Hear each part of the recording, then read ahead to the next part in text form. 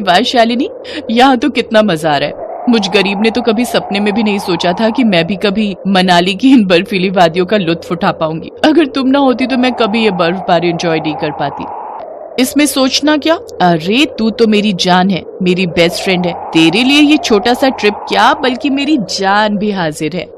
सचमुच तू तो मेरी बहन से भी बढ़कर है। चल अब जल्दी से होटल के कमरे में चलते हैं, मुझे तो बहुत ठंड लगने लगी।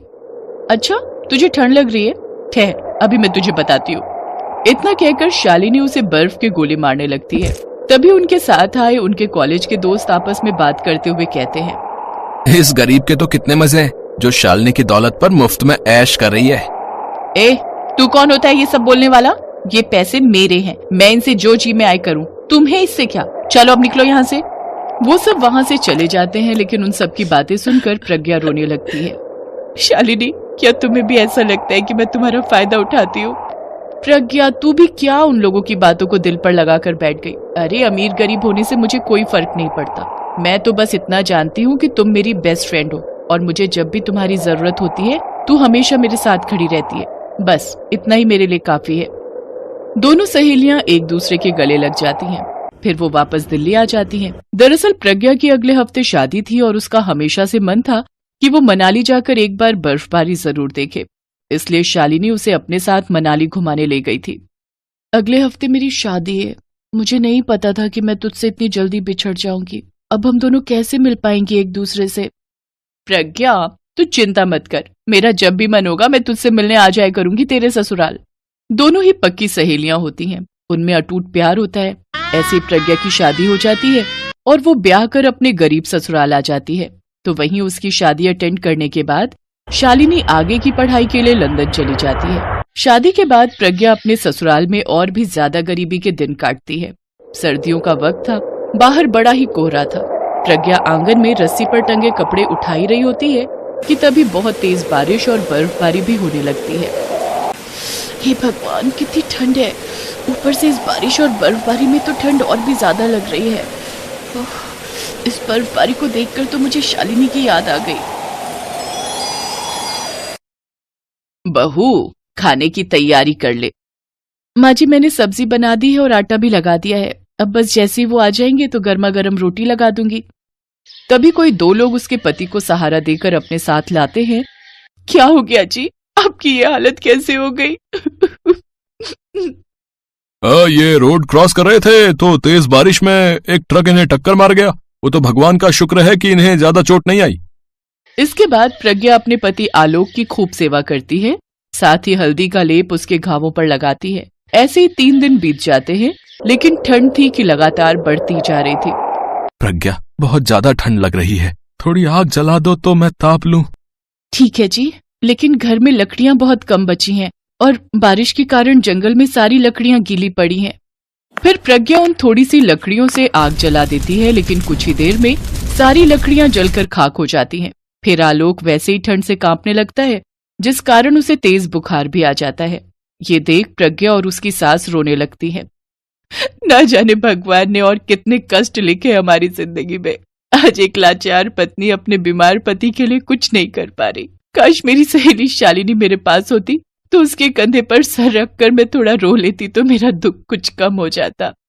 फिर कुछ देर बाद उनके घर के बाहर एक बड़ी सी गाड़ी आकर रुकती है, जिसमें से शालिनी उतरती है। वो अंदर आती है। फिर आकर लग जा मेरे गले। शालिनी तू? हाँ देख, तुमने मुझे याद किया और मैं आ गई। प्रज्ञा उसके गले लग जाती है। फिर शालिनी अपने ड्राइवर को आवाज लगाती है, जो 2 नए कंबल और एक हीटर लेकर अंदर आता है।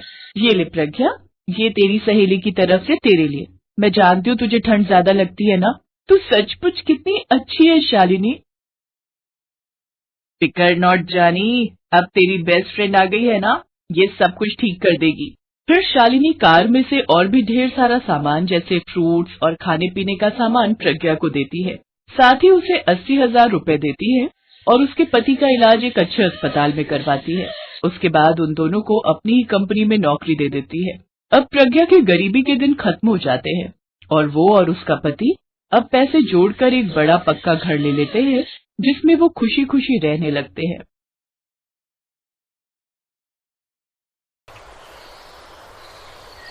मालिक गैराज की धुलाई करती है, ठीक है, ये ले 20 रुपए।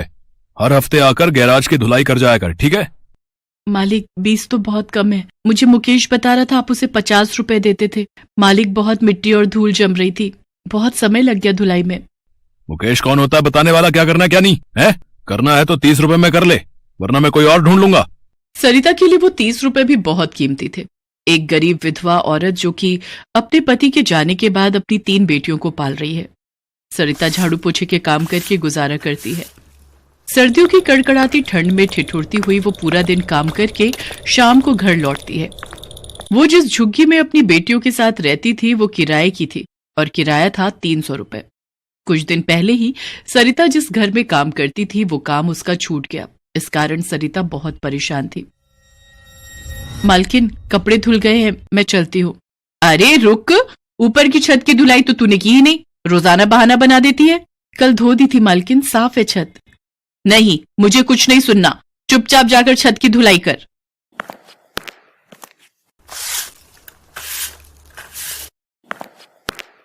मालकिन, छत की सफाई हो गई है, अब जाऊं? रात होने वाली है, बच्चे घर पर अकेले हैं। हाँ जा, पर कल सुबह टाइम पर आ जाना, मेहमानों ने आना है, बहुत काम होगा। आज तो बहुत देर हो गई, पता नहीं तीनों ने कुछ खाया भी होगा या नहीं। ब्रेड और एक दूध की थैली लेती जाती हूँ, बच्चे कुछ तो खा ही लेंगे। सरिता घर पहुंचती है। उसकी बड़ी बेटी निशा दरवाजे पर खड़ी थी।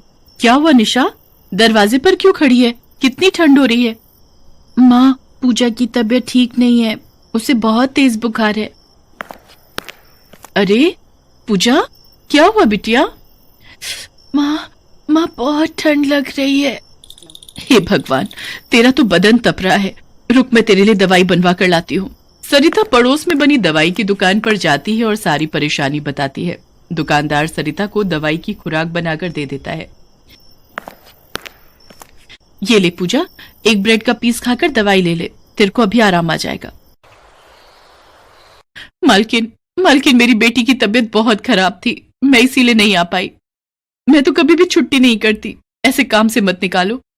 मुझे कुछ नहीं पता, मैंने दूसरी काम वाली रख ली है। अभी मेरा दिमाग खराब मत कर, जा यहां से।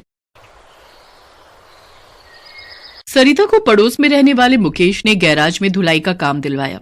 उसके मालिक ने भी उसे 30 रुपए पकड़ा दिए, जिससे गुजारा करना बहुत मुश्किल हो रहा था। भारी ठंड में सरिता सड़कों पर काम ढूंढने के लिए निकलती। पीछे से उसकी बेटियां भी अकेली भूखी प्यासी उसका इंतजार करती थी। ऐसे ही एक दिन सरिता गैराज का काम करके घर लौट रही थी। रास्ते में सरिता को चक्कर आने लगे और सामने से आती हुई एक गाड़ी का एक्सीडेंट हो गया। लोगों की भीड़ लग गई। अरे भैया, गाड़ी वाला मार गया, इसकी तो सांसें ही नहीं चल रही है भैया। हे राम, ये तो सरिता है, मेरे पड़ोस में झुग्गी में रहती है। राम राम राम, ये तो इस दुनिया को छोड़कर चली गई। अब इसकी बेटियां तो अनाथ हो गई, बिन माँ बाप की बच्चियां कैसे गुजारा करेंगी। कुछ लोग मिलकर सरिता का अंतिम संस्कार कर देते हैं। सरिता की तीनों बेटियां अब इस दुनिया में अनाथ हो गई थी। झुग्गी का किराया कौन देता, इसलिए झुग्गी के मालिक ने उन तीनों बच्चियों को झुग्गी से निकाल दिया। माँ, तुम हमें छोड़कर क्यों चली गई? माँ, चुप हो जा मीरा, रो मत। दीदी, बहुत ठंड लग रही है।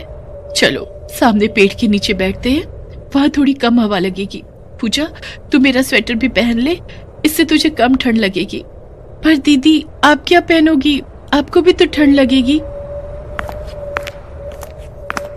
नहीं पूजा, मुझे ठंड नहीं लग रही, तुम दोनों यहीं पेड़ के नीचे सो जाओ, मैं तुम्हारे पास ही बैठी हूँ। पूरी रात तीनों बहनें 31 दिसंबर की रात ठंड में ठिठुर रही थी।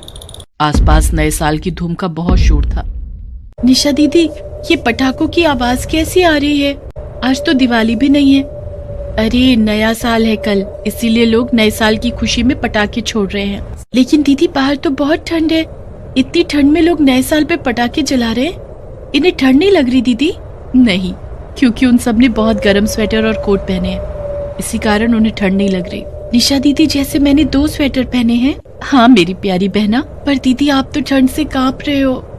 अरे नहीं, मुझे ठंड नहीं लग रही, चलो तुम दोनों सो जाओ, मैं भी सो जाती हूँ। निशा पूरी रात बिना स्वेटर के ठंड में कांपती रहती है। अगली सुबह नए साल का पहला दिन था। लोग आ जा रहे थे। आते जाते लोगों की नजरें उन तीनों बहनों पर पड़ रही थी। निशा दीदी, कुछ बोल क्यों नहीं रही है? निशा दीदी, निशा दीदी, दीदी, दीदी, पूजा, निशा दीदी तो कुछ बोल भी नहीं रही है। निशा ठंड से बेहोश हो गई थी। पूजा और मीरा बहुत जोर से रोने लगती है। आते जाते कुछ लोग 2 घड़ी उनके पास रुकते, फिर आगे बढ़ जाते।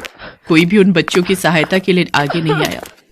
तभी कुछ कॉलेज के स्टूडेंट्स वहां से गुजर रहे थे। क्या हुआ बेटा, तुम दोनों रो क्यों रही हो? निशा दीदी कुछ नहीं बोल रही है दीदी, पता नहीं हमारी दीदी को क्या हो गया है। रोहित, मेरा बैग पकड़ो, लगता है ठंड से बच्ची बेहोश हो गई है।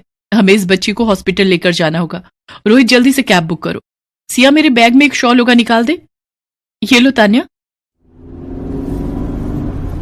तान्या, कैब आ गई है।